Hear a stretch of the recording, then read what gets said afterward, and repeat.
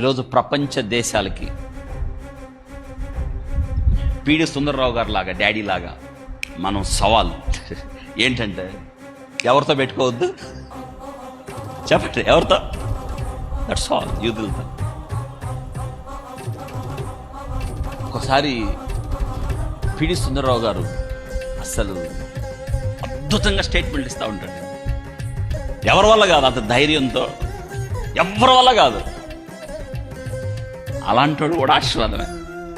సిద్ధాంతం బహుశా చాలామంది వేరవచ్చేమో, కానీ దేవుని వాక్యము యొక్క సత్యము, దేవుని వాక్యము యొక్క ఔన్నత్యం, దేవుని వాక్యం యొక్క గొప్పతనం, దేవుని వాక్యములో ఉన్న జ్ఞానాన్ని ప్రకటించడంలో శాస్త్రవేత్తలే వాళ్ళని సవాలు చేయడంలో పీడి గారే పెద్దోళ్ళు కదా. మనం గౌరవించాలి వాళ్ళని, మనం ఆనందించాలి మన పెద్దలను బట్టి. వింటున్నారా?